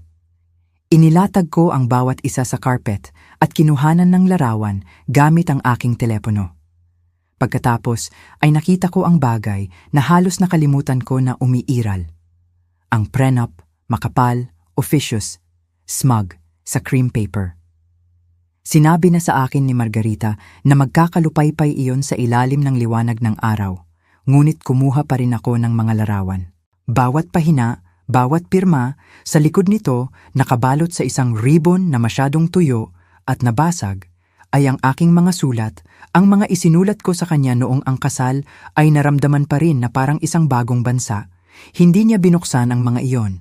Ang alikabok ang nagmarka ng mga gilid na parang isang tahimik na hatol. At doon, sa isang velvet box na itinulak sa likuran, nakita ko ang emerald ring ng aking lola. Minsan ay nagkibit-balikat si Silo at nagsabing, malamang na nawala iyan sa paglipat. Nawala ang kanyang maayos na salita para sa napakaraming bagay na hindi nababagay sa kanya. Inangat ko ang singsing, ang bato ay sumasalo sa ilaw ng umaga at isinuot ito sa aking daliri. Nanirahan ito na parang naghihintay. Nagping si Monica. Lily's refreshed. Second wave. Ibinalik ko ang prenup sa safe. Hinayaan siyang tingnan iyon at alalahanin kung gaano siya kasigurado at kinuha ang mga passport, birth certificate, ang singsing at ang pocket watch ng aking ama. Isinisilid ang mga iyon sa aking crossbody. Isinara ko ang safe. Pinilipit ang dial sa isang hindi pamilyar na numero at naramdaman kong humaba ang aking gulugod. Isang maliit na sagabal, dumating si Aling Amelia, ang housekeeper, na may basket sa kanyang braso. Huminto siya sa entry, nanlaki ang mga mata sa mga flower box at tape. Senyora, bulong niya. Ayos lang, sabi ko ng mahina, lumalapit. Ngayon ay isang espesyal na uri ng paglilinis. Tiningnan niya ako ng matagal, nagbabasa ng higit sa sinasabi ko. Pagkatapos ay inayos niya ang kanyang mga balikat. Sisiguraduhin kong walang mang-iistorbo, sabi niya, at kumuha ng isang post sa tabi ng pinto na parang isang tagapagbantay. Pinilit kong ilagay ang cash sa kanyang kamay at umiling siya. Pagkatapos ay itinago iyon nang hindi tumitingin. Palagi kang mabait, bulong niya. Ang pangungusap ay nagpainit sa akin para sa susunod na oras. Sa tanghali, tiningnan ni Rick ang kanyang relo. Kalahati na, sabi niya. Nangunguna tayo. Itinuro niya ang isang maliit na gallery wall sa pasilyo. Ito? Sila ay mga larawan mula sa mga lugar na minahal ko bago ako natutong magpanggap. Coney Island, sa taglamig, isang bookstore sa Rome, isang maulan na sulok sa Dublin, kung saan tumugtog ng violin ang isang busker. Kunin, sabi ko. Isang mover na may banayad na mga kamay ang nagtanggal sa bawat frame mula sa kanyang hook. Binalot ito sa foam, nilagyan ng numero ang mga likuran. Nahuli ko ang aking refleksyon sa salamin habang pumapasok ito sa sleeve. Maayos ang buhok, malinaw ang mga mata. Hindi ako mukhang isang runaway. Mukha akong isang babae na nagbasa ng plano ng 2 beses at naaalala ang mga labasan. Isa pang ping. Peonies arranged, third wave leaving. Nagdagdag si Monica, doorman offers umbrella rain starting. Napicture ko si Thomas na nagbibigay ng mga plastic sleeve sa di totoong mga bulaklak at ngumiti. 2. Tumayo ako sa banyo at tiningnan ang in-tray ng mga bote ng pabango na hindi ko kailanman isinuot para sa sarili ko. Mga regalo na pinili para sa kanilang mga pangalan. Authority, Victory, Muse. Pumili ako ng isa na binili ko ilang taon na ang nakararaan at itinago dahil may nagsabi na hindi bagay sa akin ang sandalwood. Idinampi ko iyon sa aking pulso. Ang amoy ay namulaklak ng mainit at malinis. Quiet confidence sa halip na anunsyo. Ang silid ay naramdaman na mas tapat ka agad. Bandang 3:00, ang apartment ay may mga gilid na hindi ko kailanman nakita. Kung wala ang aking mga gamit, ang mga espasyo kung saan ako naging masunurin ay halata. Ang kusina, dating nakastage para sa pag-aliw, ay mukhang isang showroom. Ang study ay naramdaman na parang isang set para sa isang lalaking gumaganap ng competence. Ang tanging silid na humuhuni pa rin ng isang bagay na totoo ay ang kwarto ng bisita kung saan nakaupo ang desk ng aking lola sa ilalim ng bintana, isang sliver ng ilaw sa gasgas nitong ibabaw. Dinner ready at 15:30, ipinadala ni Monica. Almost complete. Mga huling load, kumpirma ni Rick. Iiwanan natin ang mga muebles, babagsak siya sa sarili niyang ego. Ang natitira ay sa iyo. Sumulyap siya patungo sa study. Ang iyong mga dokumento. Susunod, sabi ko. Nagdala ako ng isang slim na kahon sa desk at binuksan iyon. Sa loob ay ang mga papeles ng paghihiwalay, ang ink ay madilim pa rin kung saan ito tinatakan ng clerk. Idinagdag ko ang forensic accounting report. Naka-tab, naka-highlight, walang awa, binuksan sa maayos na pahina na sumubaybay sa mga pondo ng kumpanya sa sweldo ni Betty na parang isang resipe para sa cake. Sa wakas, isang maliit na piraso ng cardstock na ipinagagawa ko sa isang maliit na tindahan sa Lexington. 6 na salita ang nakalagay sa itim na type, wala nang iba pa. Pumasok ako sa kanyang study ng eksakto 4:00. Ang silid ay may katahimikan na nakukuha ng mamahaling kahoy sa hapon. Ang ilaw ay bumabagsak sa malinis na mga bar sa ibabaw ng balat na blotter. Nakikita ko ang outline kung saan karaniwang nakaupo ang kanyang laptop, ang mahinang pahid mula sa kanyang pulso kung saan pinakintab niya ang desk sa kanyang patuloy na paggalaw. Inayos ko ang isang panulat dahil iyon ang ginagawa ko at pagkatapos ay inayos ang mga dokumento. Mga papeles ng paghihiwalay sa kaliwa, naka-fan upang madaling makita ang case number at ang nakatatak na selyo. Forensic report no sa kanan. Ang tab ay sumisilip na parang isang discrete flag. Ang aking maliit na card ay nakasentro sa itaas. Kinuha ko ang aking telepono at kinuhanan ng larawan ang desk ng isang beses. Pagkatapos ay muli. pagkatapos ay sa pangatlong pagkakataon mula sa pinto. Hindi dahil sa galit, para sa record, para sa alaala, para sa sandali na nagbago ang aking buhay dahil nagdesisyon ako na mangyayari iyon. Tumayo ako ng mas matagal na nakikinig sa apartment. Umalis na ang mga mover. Ang flower van ay naging isang bulong-bulungan, 2 block ang layo. Ang tanging mga tunog ay ang mahinang hum ng refrigerator at isang malayong siren na umiikot pababa sa 5th. Naglakad ako sa silid-silid, binubuksan ang isang drawer dito, sinasara ang isang kabinet doon, nagsasabi ng tahimik na pamamaalam hindi sa mga bagay, kundi sa bersyon ng sarili ko na nagpanatili sa mga ito na dusted. Sa aking paglabas, huminto ako sa tabi ng hall mirror. Isang babae na nakasuot ng slate suit ang tumingin pabalik, isang singsing na may maitim na berdeng bato ang sumasalo sa huling ilaw. Inayos ko ang kwelyo ng aking jacket at tinaas ang aking baba. Hindi matigas, hindi natatakot, nagdesisyon lang. Sa pinto, isinilid ko ang notebook ni Thomas nang mas malalim sa aking bag at pinatay ang mga ilaw. Dumating ang elevator nang may malambot na ding. Habang nagsasara ang mga pinto, nakita ko ang huling sulyap ng pinto ng study. Ang mga papel ay naghihintay sa desk na parang isang orasan na tumutunog ng oras.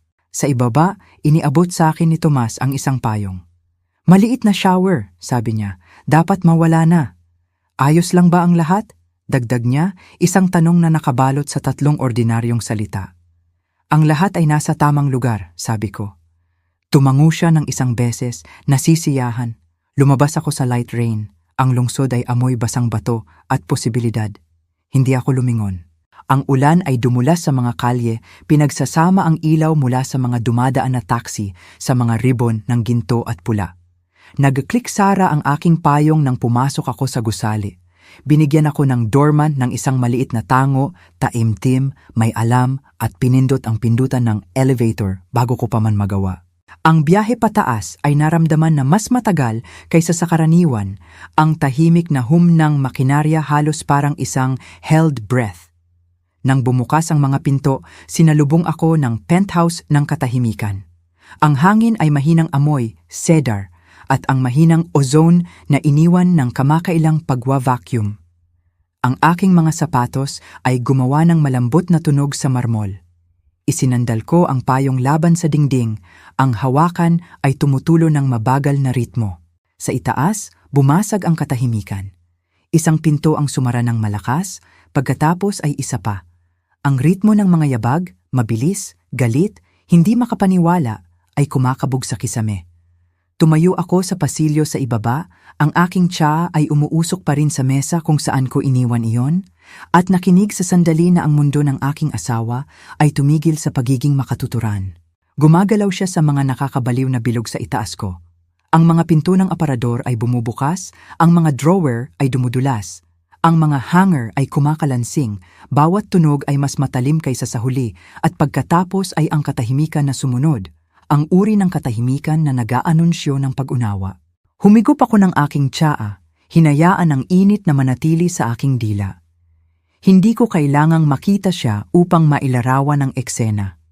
Walang laman na aparador, nawawalang mga ari-arian, ang nakanganga na kawalan kung saan dating naninirahan ng kontrol. Ang unang salita ay umabot sa akin na parang isang malayong echo. "Junia." Hinihila palabas, pinutol ng pagdududa. Hindi ito tawag. Ito ay isang akusasyon. Nakita niya ako ilang minuto lang ang nakararaan. Ang pinto sa kwarto ng bisita ay sumabog na bukas sa drama ng isang courtroom. Napuno ni Silo ang frame. Ang kanyang kurbata ay baluktot. Ang kanyang mukha ay kulay ng masamang balita. Ang katumpakan na isinusuot niya na parang baluti sa mga board meeting ay wala na. Ang kanyang buhok ay magulo, ang kanyang mga mata ay namumula. Ang maingat na polish ay basag. "Ano ang impyerno ito?" tanong niya. Ang kanyang boses ay mas mababa kaysa sa inaasahan ko, magulo sa mga gilid. "Nasaan ang iyong mga gamit? Ano ang ginawa mo?" Inilagay ko ang aking tasa ng maingat sa platito. "Lumipat ako," sabi ko. Kumurap siya, nawawala sa aking kalmado. Lumipat, huwag kang maglaro, Junya. Nasaan ang lahat? Nasaan ang aming ari-arian? Karamihan ay nasa storage. Sabi ko, tiniklop ang gilid ng isang papel sa desk sa tabi ko. Sa isang lugar na climate-controlled, matutuwa kang malaman. Tinitigan niya, ang dibdib ay tumataas at bumababa, ang kanyang mga kamay ay umikot ng walang silbi sa kanyang mga gilid. Hindi ka lang basta makakakuha. Kaya ko, sabi ko ng pantay. At ginawa ko. Bawat item ay legal na nakuha sa panahon ng aming kasal. Bawat pagtanggal ay maayos na nadokumento. Lumapit siya ng isang hakbang, hininaan ang kanyang boses sa mapanganib na kontroladong tono, ang ginagamit niya kapag ang isang deal ay nagsisimulang dumulas sa kanyang mga daliri. Sa tingin mo ay maaari mo akong ipahiya ng ganito? May ideya ka ba kung ano ang hitsura nito? Sa aking mga kasamahan, kay Morrison. Oo, sabi ko, hinarap ang kanyang tingin. Parang pananagutan. Sa isang sandali, mukha siyang halos natakot, pagkatapos ay galit muli. Nawawalan ka na ng isip, naging ganap kang irrational. Tumayo ako at pinakinis ang aking jacket. Irrational, ginalaw ko. Silo, nagpatupad ako ng isang strategic restructuring ng personal na asset. Dapat mong pahalagahan ang pagpapahayag, ikaw ang nagturo nito sa akin. Kumurap siya na para bang ang mga salita ay hindi nabibilang sa aking bibig. Hindi ito negosasyon, Junya. Ito ay isang sakuna. Hindi para sa akin. Naglakad siya patungo sa bintana, pagkatapos ay bumalik. Pagsisisihan mo ito. Sisiguraduhin ko iyan. Kukunin ko ang bawat abogado sa lungsod sa retainer bago mag-umaga. Itinagilid ko ang aking ulo. Baka gusto mong isave ang pera para sa iyong criminal defense fund. Natigilan siya sa kalagitnaan. Ano ang ibig sabihin niyan? Bago ako makasagot, lumiwanag ang aking telepono sa desk. Ang pangalan ni Margarita ang kumikislap sa screen. Perpektong timing. Kinuha ko ito at tinapik ang speaker. Junya, ang boses ni Margarita ay makinis at matalas. I assume kasama mo siya. Lumapit si Silo, ang postura ay nagbago sa kanyang CEO stance. Ang maling tiwala na yon na isinusuot niya na parang cologne. Margaret, sabi niya, pumuputol, anuman ang nonsense na sinabi sa iyo ng aking asawa, hindi ako employee mo, Silo, putol niya. At hindi na siya asawa mo nang matagal pa. Tumatawag ako upang ipaalam sa iyo na nagsumite kami ng ebidensya ng embezzlement sa board. Bahagyang bumagsak ang kanyang bibig. Iyan ay absurd. Isi-review ang mga charge sa Lunes. Nagpatuloy siya, hindi nababagabag. Mayroon kaming dokumentasyon na sumusubaybay sa mga pondo ng acquisition sa isang personal na account sa pangalan ni Betty Dizon. Naniniwala akong ginamit mo ang label na consulting fees. Gusto mo bang linawin? Ang kulay ay naubos mula sa kanyang mukha nang napakabilis na halos theatrical ito. Iyan ay mga gastos sa negosyo, nauutal siya. Siya ay nasa ilalim ng contract. Kung gayon, wala kang problema sa paggawa ng mga deliverable. Tama? Ang tono ni Margarita ay halos mabait. Inaabangan iyan ng board. Kinuha niya ang telepono mula sa aking kamay. Margaret, makinig ka. Pinutol niya siya nang may katumpakan ng isang surgeon. Nakinig ako sa iyo sa loob ng maraming taon, Silo. Ngayon, ikaw naman ang makinig. Lumambot ang kanyang boses, ngunit bahagya lang. Dapat mong malaman na may mga saksi rin, ang CFO halimbawa, at inayos na namin ang forensic review ng iyong company card. Walang negosasyon na makakalabas dito. Tumayo siyang perpektong tahimik, humihinga ng malakas. Nang ibaba niya ang telepono, bumalik ang katahimikan, makapal na parang usok. Inabot niya sa akin ang telepono nang nanginginig ang kamay. Sa tingin mo ba ay ginagawa ka nitong hero? Sabi niya. Sinira mo ang lahat. Ang aking reputasyon, ang aking kumpanya. Hindi, sabi ko ng tahimik. Ikaw ang gumawa niyan. Sinigurado ko lang na may nakapansin sa wakas. Tumalikod siya. Ang isang kamay ay nakadikit sa kanyang sentido. Ang isa ay nakakapit sa gilid ng desk na para bang ang silid ay maaaring tumagilid. Hindi mo naiintindihan ang ginawa mo.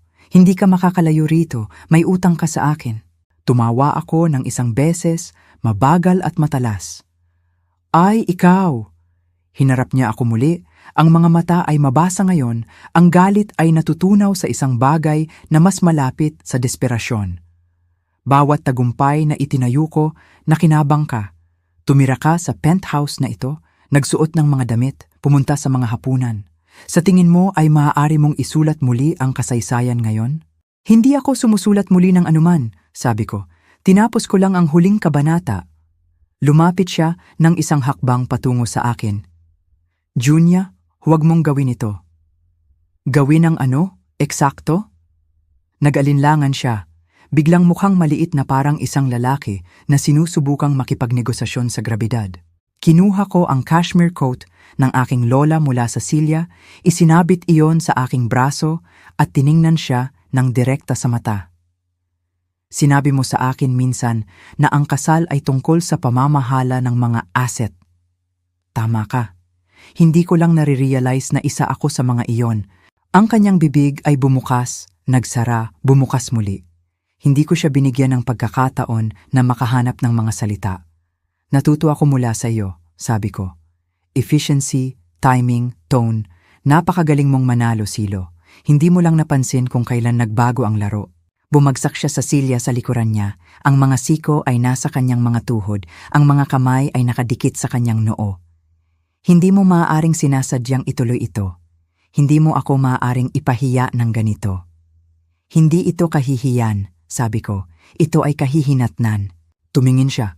Basa na ang mga mata ngayon, ang galit ay natutunaw sa isang bagay na mas malapit sa desperasyon. Pakiusap, Junya, maging makatwiran. Huminto ako sa pinto, ang mga ilaw ng lungsod ay kumikinang ng mahina sa likuran niya. Ang pagiging makatwiran ay ang manatiling tahimik habang binubura mo ako, sabi ko. Ang pagiging makatwiran ay ang magpanggap na hindi nakikita ang alam na ng lahat.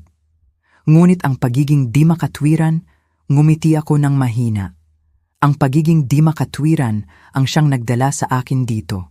Tumayo siya ng kalahati mula sa kanyang silya, umaabot ang kamay.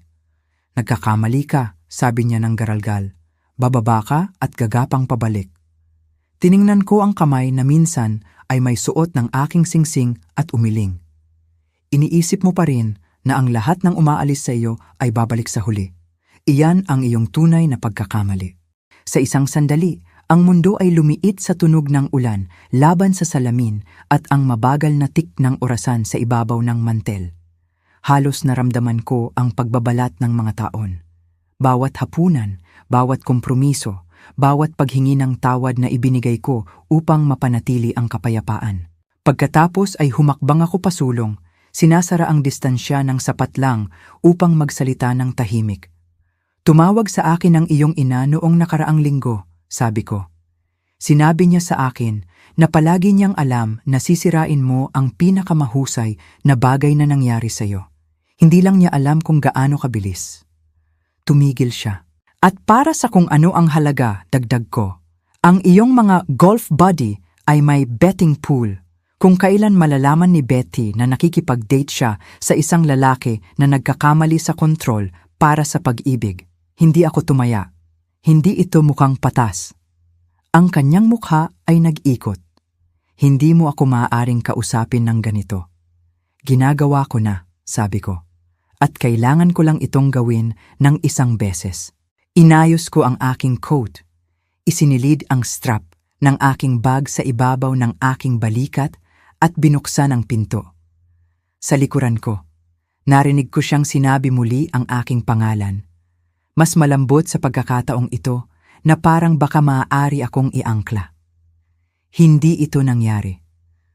Humakbang ako sa pasilyo, isinara ang pinto ng banayad at hinayaan ang latch na mag-click. Ang tunog ay malinis, pangwakas, isang full stop sa dulo ng isang pangungusap na isinusulat ko sa loob ng 12 taon. Ang mga pinto ng elevator ay nagsara sa likuran ko, sinasara ang echo ng kanyang boses. Sa oras na tumapak ako sa lobby ng Karile, ang aking pulso ay bumagal sa isang bagay na matatag, sadyang. Ang marmol na sahig ay kumikinang na parang kalmado na tubig sa ilalim ng malambot na mga ilaw. Dahan-dahan akong tumawid dito, bawat hakbang ay mas magaan kaysa sa huli. Sa itaas ang aking suite ay mahinang amoy, lavender at peppermint tea. Inilagay ko ang aking coat sa silya, umupo sa tabi ng bintana at pinanood ang ulan na naging mist. Nang tumunog ang aking telepono Lunes ng umaga, ang pangalan na kumikislap sa screen ay nagpangiti sa akin. Margarita, sagot ko. Gusto mong marinig ito, sabi niya. Ang kanyang boses ay maliwanag, halos girlish, sa uri ng excitement na bihirang pahintulutan ng mga abogado ang kanilang sarili. Nakatayo ako sa labas ng boardroom. Naririnig ko ang muffled voices sa likuran, ang scrape ng mga silya, ang kontroladong chaos ng isang krisis. Gaano ito kasama? Tanong ko. Ay, napakasarap, sabi niya. Tumawag sila ng isang emergency meeting. Akala ni Silo ay kaya niyang kausapin ang sarili niya palabas. Dapat nakita mo siya, suit na walang batik, buhok na sinuklay sa pagsisisi, at si Betty ay nakaupo sa tabi niya na parang isang pandekorasyon na vase. Na-picture ko iyon kaagad. Ang mahabang salamin na mesa, ang tension ay makapal na parang dry ice. Ang mga mukha ng mga lalaki na minsan ay nag-toast sa kanya ngayon ay tumatalim sa paghuhusga. Si Ricardo Manalo mismo ang nagtanong sa kanya na iharap ang kanyang mga quarterly strategies. Nagpatuloy si Margarita. Nagbukas siya ng isang PowerPoint na puno ng mga stock photo at isang bagay tungkol sa brand synergy. Tinanong ni Ricardo ng tiyak, anong mga measurable outcome ang naihatid mo? Natigilan siya. May umubo. Cinematic ito. Tumawa ako ng tahimik. Pakiusap, sabihin mo sa akin na may nag-record nito. Sana, sabi niya, ngunit mayroon pa. Tinanong niya kung bakit ang kanyang nakaraang role sa LinkedIn ay nagsasabing brand ambassador para sa Azul Vita Tequila. Tila, sinubukan niyang mag-pivot, nagsimulang magsalita tungkol sa emotional branding sa pamamagitan ng lifestyle storytelling. Tinanong ni Ricardo kung nangangahulugan iyon ng libreng shot sa mga corporate retreat. Diyos ko, bulong ko. Sinubukan niyang tumingin kay Silo para sa tulong. Mukha siyang gustong matunaw sa kanyang silya. Sa oras na natapos ito, bumoto ang board na ilagay siya sa administrative leave habang isinasagawa ang isang investigation. Isang paghinto, pagkatapos ay isang mahinang rustle ng papel. Nag-text lang sa akin ang isa sa mga assistant. Sabi ni Margarita, magugustuhan mo ito. Isang buzz ang sumunod sa sarili kong telepono. Isang mensahe mula sa isang hindi pamilyar na numero. The king has fallen. Bote na may tumutunog na cork. Hindi ko maiwasan. Tumawa ako hanggang sa namula ang aking mga mata. Sabihin mo sa kanya na mayroon siyang mahusay na timing, sabi ko. Junia, sabi ni Margarita. Lumambot ang kanyang boses. Ginawa mo. Hindi, sabi ko. Nagbuga ng hininga. Ginawa niya. Sinigurado ko lang na mapansin. Ang Martes ay dumating ng tahimik, kulay abo. Kalahati na ako sa aking tsaa nang may kumatok sa pinto ng aking suite. Ang katok ay apurahan, hindi pantay. Binuksan ko iyon at nakita si Betty na nakatayo roon, may strict na maskara, malambot ang buhok, ang designer bag ay nakakapit sa kanyang dibdib na parang life raft. Pakiusap, sabi niya bago ako makapagsalita. Napakalaking hirap ang ginagawa niya. Hindi ko alam kung saan pa pupunta. Hinayaan ko siyang pumasok. Lumipad ang kanyang tingin sa bintana. Ang mga mata ay tumatalon sa lahat ng dako. Pinutol niya ang aking mga account, sabi niya. Sinabi na nilabag ko ang ilang kasunduan.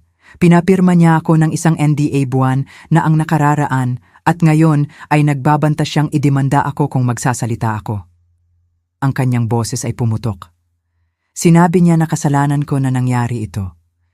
Iginawi ko patungo sa silya. Umupo ka, Betty. Ginawa niya, naghahanap ng tissue case mula sa kanyang bag. Ang panginginig sa kanyang mga kamay ay nagpakalansing sa kanyang mga pulseras.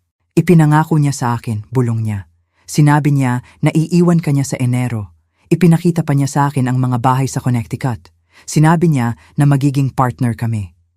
Pinag-aralan ko ang kanyang mukha, ang panic, ang pagdududa na ang isang tao ay maaaring maging parehong charming at malupit. Ito ay isang hitsura na alam ko. Binabayaran niya ang aking renta. Nagpatuloy siya. Ngunit ngayon gusto niya itong pabalikin. Sinabi na nakinabang ako ng hindi makatarungan. Sino ang nagsasabi niyan? Si Silo, sabi niya, ang kanyang mga mata ay umangat ng basa at malawak. Sinabi niya na sinira ko siya, na ikaw nag-alinlangan siya. Ikaw ay vindictive, na tinalikuran mo ang lahat laban sa kanya. Tinalikuran kanya ngayon dahil hindi ka nakapakipakinabang, sabi ko ng banayad. Lumunok siya ng malakas. Galit ka ba sa akin? Pinag-isipan ko ang tanong. Oo, sabi ko sa wakas. Sa loob ng ilang sandali, ngunit ang galit ay nagbibigay sa kanya ng masyadong maraming kredito. Isa ka lang bahagi ng kanyang koleksyon. Isang luha ang dumulas sa kanyang pisngi. Akala ko espesyal ako. Ako rin, sabi ko. Sa loob ng mahabang sandali, ang tanging tunog ay ang ulan laban sa bintana. Pagkatapos ay inabot ko ang aking purse, kinuha ang isang business card at ipinasa iyon sa ibabaw ng mesa. Margarita Palma, tawagan mo siya, sabihin mo sa kanya ang lahat. Tiningnan niya iyon, ang pagkalito ay kumislap sa pag-unawa. Ibinibigay mo sa akin ang iyong abogado? Magaling siya sa paglilinis pagkatapos ng mga lalaking tulad ni Silo, sabi ko. Ang hangin ay mahinang amoy, lemon polish, at ulan na dala ng mga coat ng mga tao. Nang bumukas ang mga pinto, ang aking refleksyon sa pinakintab na bakal ay mukhang matatag, halos payapa. Pinindot ko ang lobby, tiniklop ang aking mga kamay, at hinayaan ang elevator. Nadalhin ako palabas ng buhay na pinanatili kong buhay ng masyadong matagal. 3 buwan pagkatapos, tumayo ako sa isang ibang pasilyo, ang courthouse, nakasuot ng damit na esmeralda na palaging ayaw ni Silo.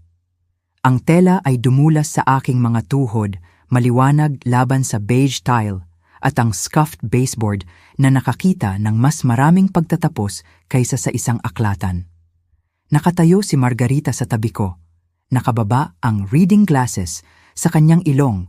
Isang tumpok ng papel ang nakatago sa ilalim ng kanyang braso na parang isang kalasag na alam niyang gamitin. Nang tawagin ng clerk ang aking kaso, naglakad kami sa courtroom ng magkasama. Ang hukom ay isang babae na may pilak na buhok na nakatali sa isang no-nonsense boon at mga mata na tumimbang ng 1,000 kwento tulad ng sa akin.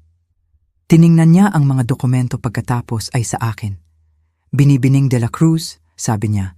Ang pangalan ay lumabas na parang wala ng iba pa. Handa ka na ba para sa finalize? Opo, sabi ko ng malinaw at sigurado. Ginawa namin ang mga formalidad. Ang utos ay nagbalik ng aking pangalan, ang aking ari-arian, ang aking katahimikan. Nang tinataka ng hukom ang huling pahina, ang tunog ay umalingaw-ngaw na parang isang malambot na gavel laban sa aking mga buto. Sumulyap siya at binigyan ako ng pinakamaliit na ngiti, ang uri na ibinabahagi ng mga profesional sa mga taong nakaligtas sa mahirap na bahagi. Pagbati, sabi niya, naway maging isang simula ito. Sa labas ng courtroom, niyakap ako ni Margarita sa pasilyo. Hindi lang tayo nanalo, sabi niya sa aking tainga. Sinara natin ang aklat. Iniabot niya sa akin ang isang kopya ng utos, pagkatapos ay isa pang file na may maayos na mga tab. Para sa iyong mga record, dagdag niya. Ang settlement, ang accounting, at ang aking paborito, ang mga finding tungkol sa misuse of company funds. Ang particular na kabanata na iyon ay susunod sa kanya na parang isang mahabang tail sa isang comet. Naglakad kami pababa sa mga hakbang ng courthouse sa sikat ng araw ng taglamig. Ang lungsod ay naramdaman na iba sa oras na iyon, hindi masyadong nagmamadali, na parang humihinga sa pagitan ng mga meeting. Tinaas ko ang aking mukha sa ilaw. Ang aking pangalan ay akin muli, akma na parang isang coat na lumaki ako. Ang susi ng penthouse ay mabigat sa aking palad noong hapon na iyon nang hinayaan ko ang sarili kong pumasok. Ang mga walang laman na silid ay humihinga ng iba pagkatapos ng isang bagyo. Naglakad ako sa bawat espasyo ng tahimik. Ang study ay hindi na naramdaman na parang isang sets.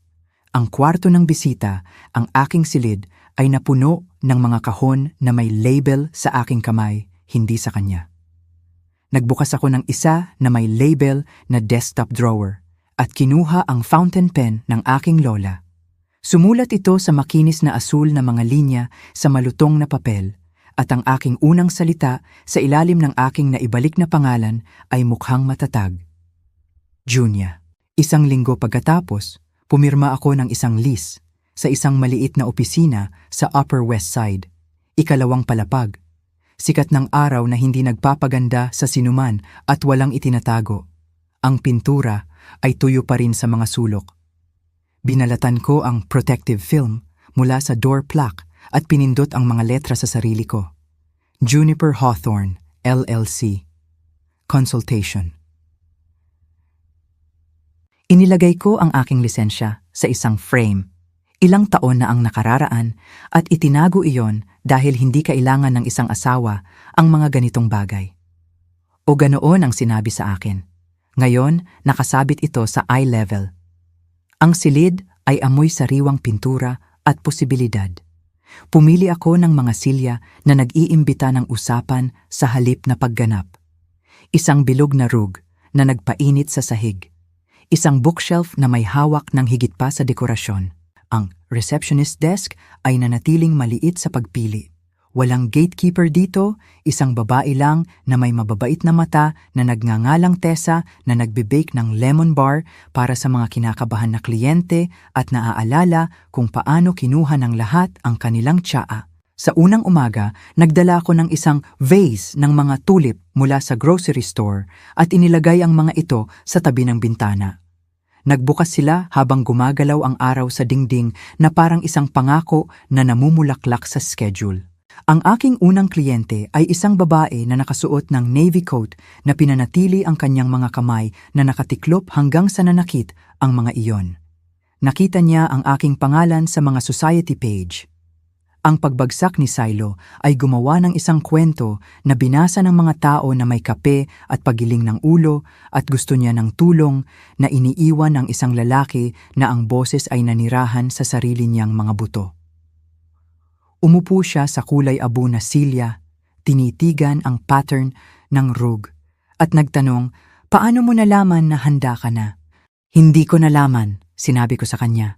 "Nalaman ko lang na hindi ako handang manatili." Nag-usap kami hanggang sa lumambot ang paghihigpit sa kanyang panga. Nang umalis siya, pinisil niya ang aking mga kamay sa pasasalamat at bumulong, "Babalik ako sa susunod na linggo." Siya ay bumalik at gayon din ang iba, 12 sa pagtatapos ng buwan. Mga babae na nakakaalam ng mga private school at pribadong sakit, mga babae na nangangailangan ng isang plano ng higit pa sa simpatiya. Gumawa ako ng mga binder na may mga tab at mga phone tree at mga listahan ng resource. Nagpraktis kami ng mahihirap na usapan sa aking opisina hanggang sa tumunog ang mga iyon na parang mga katotohanan sa halip na mga paghingi ng tawad. Hindi bawat kwento ay maayos. Isang kliyente ang bumalik ng 2 beses. Ang isa naman ay nagpalit ng mga kandado. Pagkatapos ay tumawag sa akin sa hating gabi upang sabihin na ang katahimikan ay naramdaman na malakas. Nagpanatili ako ng mga tissue pin sa side table at isang mangkok ng peppermint candy sa tabi ng pinto dahil minsan ang maliit na tamis ay nagpapadali sa tapang na lunukin. Sa pagitan ng mga session, binuksan ko ang bintana upang pumasok ang hum ng Broadway. Ang mga preno ng bus, isang kampana ng bisikleta, may kumakanta ng wala sa tono sa kalye. Ang lungsod ay palaging isang chorus. Narinig ko ulit yon. Bandang ika-6 na buwan, isang maputlang berdeng envelope ang dumating sa aking opisina na walang return address. Sa loob ay isang card na may watercolor tree sa harap. Ang sulat kamay ay nagulat sa akin. Mga bilog na letra, umaasa at bata. "Junia," nagsimula ito. "Gusto kong malaman mo na ayos lang ako. Nasa Vermont ako, nagpapatakbo ng isang maliit na yoga studio. Lumalabas na mas magaling ako sa paghinga kaysa sa branding. Salamat sa wake-up call kahit hindi mo sinasadya iyon para sa akin." May isang larawan na nakatago sa tiklop, si Betty na nakasuot ng leggings at isang sweater, messy bun ang buhok, flushed ang mga pisngi, nakatayo sa ilalim ng isang kahoy na karatula na nagsasabing Mountain Breath Yoga. Sa tabi niya, isang lalaki na may balbas na nakasuot ng flannel ang may hawak na mug, tahimik ang kanyang ngiti. Sa likod ng larawan, isinulat niya, ang pangalan niya ay Jake. Nagbabasa siya ng poetry. Hindi siya kailanman nagkaroon ng suit. Sa tingin ko iyon ang punto.